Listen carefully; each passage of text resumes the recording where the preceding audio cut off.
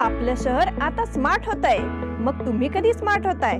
Smart न्यूजचे YouTube channel subscribe करा, smart बना। नोटिफिकेशनसाठी bell आयकॉनवर क्लिक करा।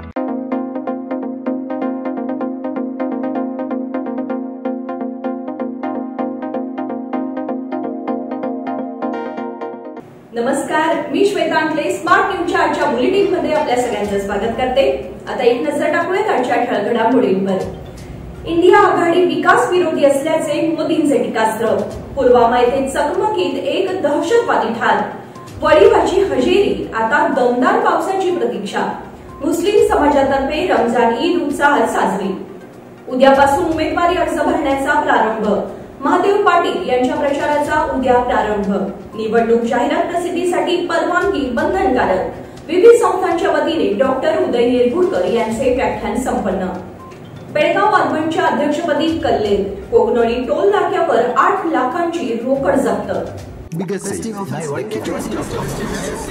या सगळ्या ऑफर्स मध्ये बेस्ट प्राइस भेटणार याची काय गॅरंटी? सगळेच गायब। म्हणूनच बीएससी देते लोवेस्ट प्राइस गॅरंटी। जर तुम्ही आमच्यापेक्षा कमी किमतीत सेम कपडे बाहेर कुठेही खरेदी केलात तर खरेदी केलेल्या किमतीच्या फरकाच्या दुप्पट रक्कम आमच्याकडून मिळवा। बीएससी द टेक्सटाईल मॉल मधून आताच खरेदी करा तुमची आवडती sari, ladies wear, men's wear, kids wear, तेही सर्वात कमी किमतीत। BSC the textile mall, Tilakwadi, Belagavi. आता पाहूया सविस्तर बातम्या। पूर्व विदर्भाला सुजलाम सुफलाम करणारा गोसेखुर्द सिंचन प्रकल्प काँग्रेसमुळे रखडला। केंद्र व राज्यातील महायुतीच्या सरकारने त्याला निधी दिला असा आरोप करत इंडिया आघाडी ही विकास विरोधी आहे अशी टीका पंतप्रधान नरेंद्र मोदी यांनी बुधवारी केली। महाराष्ट्रातून या आघाडीचा एकही उमेदवार निवडून देऊ नका असे आवाहन त्यांनी कन्हान येथे झालेल्या जाहीर सभेमध्ये केले। पूर्व विदर्भातील नागपूर, रामटेक आणि भंडारा गोंदिया या 3 लोकसभा मतदारसंघासाठी रामटेक मतदारसंघात बुधवारी पंतप्रधान मोदी यांची राज्यातील दुसरी प्रचार सभा झाली। यावेळी व्यासपीठावर केंद्रीय मंत्री व नागपूरचे भाजप उमेदवार नितीन गडकरी, केंद्रीय राज्यमंत्री रामदास आठवले, मुख्यमंत्री एकनाथ शिंदे, उपमुख्यमंत्री देवेंद्र फडणवीस, भाजपचे प्रदेशाध्यक्ष चंद्रशेखर बावनकुळे आदी उपस्थित होते। नेहमीप्रमाणे मोदी यांनी या सभेत इंडिया आघाडी विशेषतः काँग्रेस कशी विकास विरोधी आहे हे सांगण्याचा प्रयत्न केला। पुलवामा येथे चकमकीत एक दहशतवादी ठार। दक्षिण काश्मीरमधील पुलवामा येथे गुरुवारी सकाळपासून सुरक्षा बलाचे जवान आणि दहशतवाद्यांमध्ये मोठी चकमक चालू आहे। आतापर्यंत झालेल्या चकमकीत सीआरपीएफच्या जवानांनी एका दहशतवाद्याला कंठस्नान घातलं आहे, तर एक दहशतवादी अद्याप या परिसरात लपून बसला असून सुरक्षा दलाचे जवान त्याचा शोध घेत आहेत। ज्या ठिकाणी हा दहशतवादी लपला असण्याची शक्यता आहे त्या परिसराला सीआरपीएफच्या जवानांनी घेराव घातला आहे। पोलिसांनी या घटनेची माहिती देताना सांगितले की पुलवामामधील फारसीपोरा भागामध्ये पोलीस आणि सुरक्षा बलाच्या जवानांनी दहशतवाद्यांना शोधण्यासाठी संयुक्त शोध मोहीम राबवली। दरम्यान सीआरपीएफचे जवान एका संदिग्ध गल्लीमध्ये तपास करत असतानाच दहशतवाद्यांनी सुरक्षा बलाच्या जवानांवर गोळीबार सुरू केला। त्यानंतर सुरक्षा बल आणि पोलिसांनी देखील प्रतिहल्ला चढवला। या चकमकीत एक दहशतवादी ठार झाला आहे। वळीवाची हजेरी, आता दमदार पावसाची प्रतीक्षा। चैत्राची चाहूल लागण्यापूर्वी शहरवासियांना उन्हाचे चटके अधिकच तीव्र जाणवू लागले आहेत। त्यामुळे उष्म्याने हैराण झालेल्या बेळगावकरांना यंदाच्या वर्षातील पहिल्याच वळीव पावसाने काहीसा दिलासा दिला। शुक्रवारी दुपारी शहर आणि परिसरात विविध ठिकाणी पावसाला सुरुवात झाली। तत्पूर्वी सकाळपासूनच ढगाळ वातावरण असल्याने वळीव पाऊस बरसणार या आशेने नागरिक प्रतीक्षा करत होते। बेळगावच्या शहराच्या मध्यवर्ती भागासह टिळकवाडी, कंगराळी खुर्द आणि बेळगाव तालुक्याच्या पश्चिम भागात पावसाच्या तुरळक सरी कोसळल्या आणि जानेवारी महिन्यापासूनच उष्मांकात झालेली वाढ आज काहीशी कमी झाली। होळीच्या दरम्यान वळीवाची हजेरी असतेच असे मानले जाते। तामिळनाडूत देखील आज सकाळपासून मुसळधार पाऊस सुरू असून याचा परिणाम वातावरणावर दिसून आला। वळीवाने हजेरी लावण्यास प्रारंभ केला आहे, मात्र दमदार पावसाने अद्यापही पाठ फिरवलेलीच आहे। त्यामुळे आता जोरदार पावसाच्या दृष्टीने शहरवासीय प्रतीक्षा करत आहेत। मुस्लिम समाजातर्फे रमजान ईद उत्साहात साजरी। मुस्लिम धर्मबांधवांचा पवित्र असलेला रमजान ईदचा सण गुरुवारी उत्साहात साजरा करण्यात आला। या निमित्त सकाळपासून विविध प्रार्थना सभा आणि इतर कार्यक्रमांचे आयोजन करण्यात आले होते। चंद्र दर्शन करून रमजान महिना साजरा केला। आज सकाळी अंजुमन ईद मैदानावर हजारो मुस्लिम भाविकांनी नमाज अदा करून शुभेच्छांची देवाणघेवाण केली। लहान मुलांपासून ते मोठ्यांपर्यंत महिलांनी मोठ्या उत्साहात आणि जल्लोषात उत्सवात सहभाग घेतला। बेळगाव उत्तरचे आमदार राजू सेठ यांनी प्रार्थनेत भाग घेतला आणि मुस्लिम समुदायासोबत सणानिमित्त शुभेच्छांची देवाणघेवाण केली। उद्यापासून उमेदवारी अर्ज भरण्याचा प्रारंभ। लोकसभा निवडणुकीच्या तिसऱ्या टप्प्यासाठी शुक्रवारपासून दिनांक 12 पासून उमेदवारी अर्ज दाखल करण्यास सुरुवात होणार आहे। त्यासाठी निवडणूक विभागाकडून उद्या शुक्रवार दिनांक 11 रोजीपासून अधिसूचना घोषित करण्यात येणार आहे। दरम्यान बेळगावला जिल्हाधिकारी कार्यालयात उमेदवारी अर्ज स्वीकारण्यात येणार आहे, तर चिक्कोडी लोकसभा मतदारसंघात चिक्कोडी तहसील कार्यालयात अर्ज स्वीकारण्यात येईल। देशामध्ये 7 टप्प्यामध्ये लोकसभेची निवडणूक होत असून त्यापैकी पहिल्या आणि दुसऱ्या टप्प्यांमध्ये उमेदवारी अर्ज भरण्याची प्रक्रिया पूर्ण झाली आहे। कर्नाटकातही 14 जिल्ह्यात उमेदवारी अर्ज भरण्याची प्रक्रिया पूर्ण झाली आहे। तेथे जाहीर प्रचाराला सुरुवात झाली आहे। यासोबत आता तिसऱ्या टप्प्यात बेळगावसह उत्तर कर्नाटकामधील 14 जिल्ह्यांमध्ये प्रक्रिया होत आहे। महादेव पाटील यांच्या प्रचाराचा उद्या प्रारंभ। बेळगाव लोकसभा मतदारसंघाचे महाराष्ट्र एकीकरण समितीचे अधिकृत उमेदवार महादेव पाटील यांचा प्रचाराचा प्रारंभ करण्यात येणार आहे। उचगावची ग्रामदेवता श्री मळेकर्णी देवी मंदिरात पूजन करून शुक्रवार दिनांक 12 रोजी प्रचार कार्याला सुरुवात करण्यात येणार आहे। बेळगाव शहर आणि तालुक्यातील महाराष्ट्र एकीकरण समितीच्या कार्यकर्त्यांनी शेकडोंच्या संख्येने उपस्थित राहावे असे आवाहन शहर महाराष्ट्र एकीकरण समितीचे कार्याध्यक्ष रणजित चव्हाण पाटील आणि तालुका महाराष्ट्र एकीकरण समितीचे कार्याध्यक्ष माजी आमदार मनोहर किनेकर, समितीचे नेते रमाकांत कोंडुस्कर, RM चौगुले आणि ॲडव्होकेट अमर येळ्ळूरकर यांनी केले आहे। निवडणूक जाहिरात प्रसिद्धीसाठी परवानगी बंधनकारक। राजकीय जाहिरात प्रसिद्ध किंवा प्रसारित करण्यापूर्वी निवडणूक विभागाच्या जिल्हास्तरीय समितीची परवानगी बंधनकारक आहे। पक्ष किंवा उमेदवारांनी वृत्तवाहिनी आणि समाज माध्यमावर जाहिरात किंवा बल्क SMS पाठवण्यापूर्वी परवानगी घेणे आवश्यक आहे, असे जिल्हाधिकारी नितेश पाटील यांनी प्रसिद्धी पत्रकाद्वारे कळवले आहे। लोकसभा निवडणुकीच्या पार्श्वभूमीवर राजकीय जाहिरात प्रसिद्धीसाठी माध्यमांना नियमावली जारी केली आहे। त्यात जिल्हा माध्यम प्रमाणित व देखभाल समिती स्थापली आहे। समितीकडून परवानगी मिळाल्यानंतर जाहिरात प्रसिद्ध करण्याचे आवाहन करण्यात आले आहे। या समितीच्या अध्यक्षपदी जिल्हाधिकारी असून सोशल मीडिया वृत्तवाहिन्यांवर जाहिरात प्रसिद्ध करण्यासाठी समितीकडून परवानगीची सूचना देण्यात आली आहे। स्थानिक केबल, टीव्ही, खासगी FM radio, cinema, social media आदींना नियमांचे पालन करणे जरुरी आहे। तसेच बल्क SMS पाठवताना समितीकडून परवानगी घेणे बंधनकारक असेल। त्याची नोंद राजकीय पक्ष आणि उमेदवारांनी घ्यावी असे कळवले आहे। विविध संस्थांच्या वतीने डॉक्टर उदय निरगुडकर यांचे व्याख्यान संपन्न। दिवसेंदिवस पर्यावरणाचा ऱ्हास होत आहे। दुष्काळाचे क्षेत्र वाढत जाऊन भविष्यात पाण्यासाठी युद्धे करावी लागतील असे मत मुंबईतील ज्येष्ठ पत्रकार डॉक्टर उदय निरगुडकर यांनी व्यक्त केले।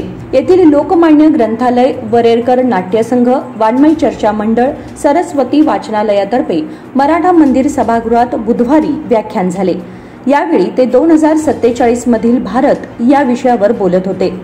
उद्योजक अविनाश पोद्दार अध्यक्षस्थानी होते।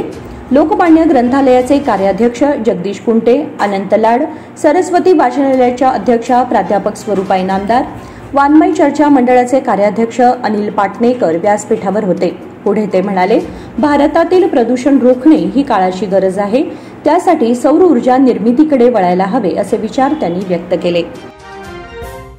बेळगाव अर्बनच्या अध्यक्षपदी कल्लेद। बेळगाव अर्बन सौहार्द क्रेडिट सहकारी संघाच्या अध्यक्षपदी भालचंद्र कल्लेद तर उपाध्यक्षपदी जयंत कंगराळकर यांची एकमताने निवड झाली। संचालक मंडळाच्या बैठकीत ही निवड झाली। बेळगाव अर्बन सौहार्द सहकारी संघाचे अध्यक्ष अरुणराव बेडेकर यांचे अकाली निधन झाल्यामुळे त्यांची जागा रिक्त होती। संचालक मंडळातर्फे बेडेकर यांना श्रद्धांजली वाहण्यात आली। यावेळी सर्व संचालक, कर्मचारी, सभासद उपस्थित होते। कोगनोळी टोल नाक्यावर 8 लाखांची रोकड जप्त. राष्ट्रीय महामार्गावरील कोगनोळी टोल नाक्यावर लोकसभा निवडणुकीच्या पार्श्वभूमीवर उभारण्यात आलेल्या तपासणी नाक्यावर 8 लाख रुपयांची रोकड जप्त करण्यात आली. याबाबत अधिक माहिती अशी की लोकसभा निवडणुकीच्या पार्श्वभूमीवर मतदारांना देण्यासाठी भेटवस्तू, रोकड आदींसह अन्य वस्तूंची वाहतूक रोखण्यासाठी कर्नाटक प्रशासनाने तपासणी नाका उभारला आहे.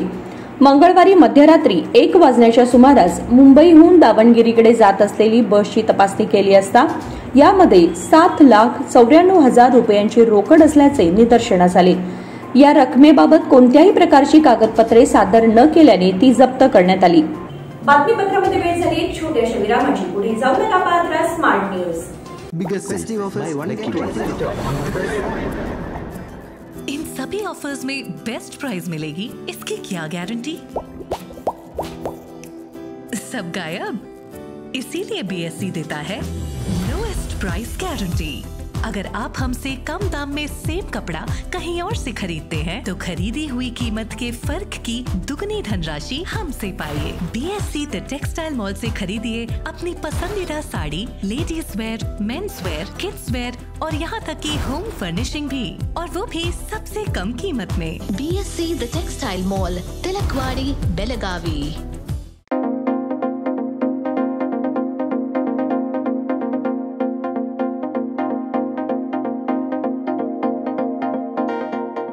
विरामानंतर तुम्हा सगळ्यांचं पुन्हा एकदा स्वागत. पाहूया पुढची बातमी.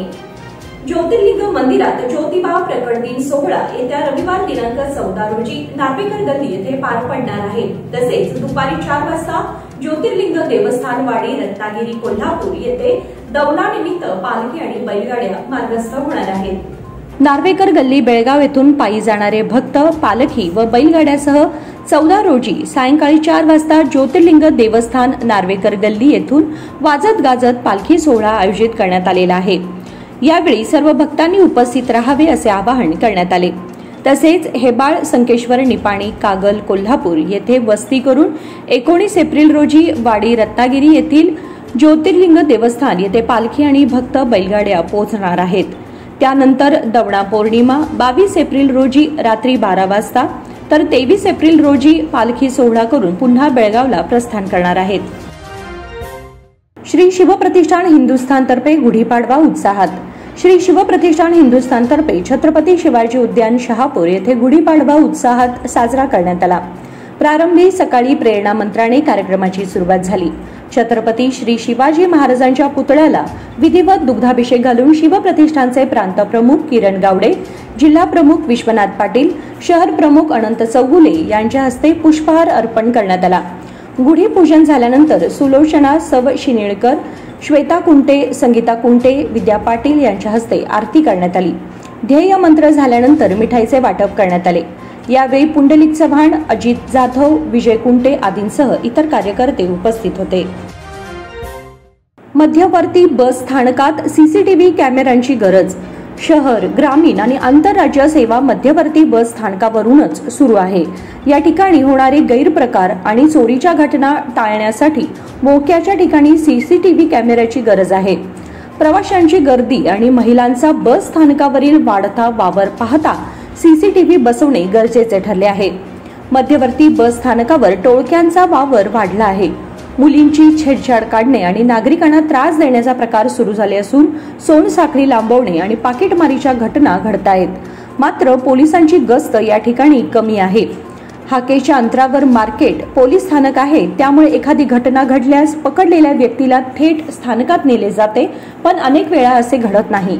त्यामुळे चोरटे आणि उपद्रवकारी घटक निसटून जातात. यासाठी सीसीटीव्हीची गरज व्यक्त होत आहे.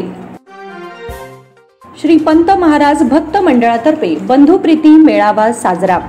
श्री भक्त मंडळ आणि यमुनाक्का भजनी मंडळातर्फे श्री पंत महाराज पालखी सोहळा आणि 175वा बंधुप्रीती मेळावा नुकताच झाला.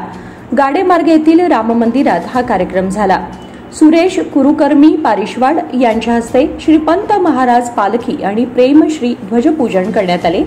यावेळी पालखीचे पूजन करण्यात आले. त्यानंतर मिरवणूक काढण्यात आली. सराफ गल्लीत दैवज्ञ बँकेतर्फे पालखीचे पूजन करण्यात आले. खडे बाजार, शहापूर, सराफकट्टा येथे व्यापाऱ्यांनी अल्पोपहाराची व्यवस्था केली. जागोजागी रांगोळ्या काढून स्वागत करण्यात आले. त्यानंतर दैवज्ञ मंगल कार्यालयात 175वा मेळावा पार पडला. बसवण्णा यात्रा भक्तिमय वातावरणात. बसवण गल्लीतील बसवण्णा मंदिराची यात्रा पारंपरिकपणे साजरी करण्यात आली.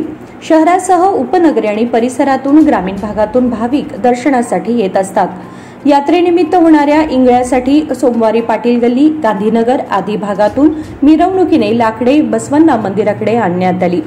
मंगळवारी गुढीपाडव्याला अंबिल गाड्यांची मिरवणूक झाली. बुधवारी सकाळी मंदिरात अभिषेक, महापूजेनंतर सायंकाळी इंगळ्या झाल्या. यावेळी भाविक मोठ्या संख्येने उपस्थित होते. तारा राणी पदवीपूर्व कॉलेजचा 12वी निकाल 80%.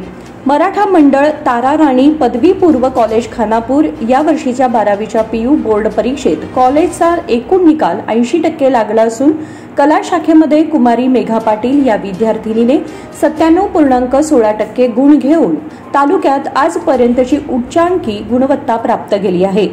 या सर्व विद्यार्थिनींना मराठा मंडळाच्या अध्यक्षा डॉक्टर राजश्री नागराजू, मराठा मंडळाचे डायरेक्टर परशुराम रामचंद्र गुरव, श्रीमान शिवाजीराव शेषापना पाटील यांचे प्रोत्साहन लाभले आहे. तसेच कॉलेजचे प्राचार्य अरविंद पाटील, प्राध्यापक, पालक या सर्वांचे मार्गदर्शन लाभले.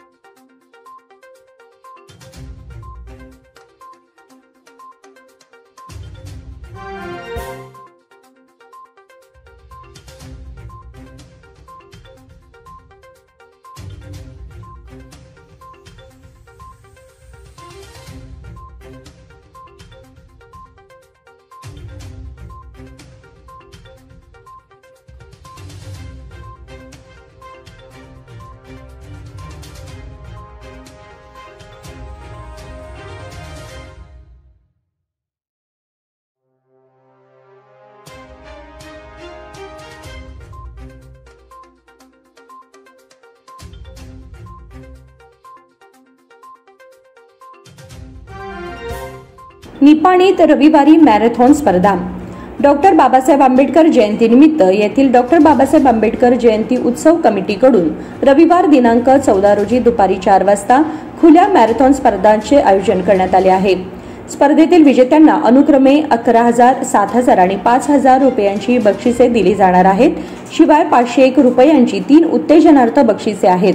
स्पर्धेत विनाशुल्क प्रवेश असून इच्छुकांनी लाभ घेण्याचे आवाहन संयोजकांनी केले आहे. आणि याचबरोबर स्मार्ट न्यूजचे आजचे बुलेटिन इथे संपते. धन्यवाद.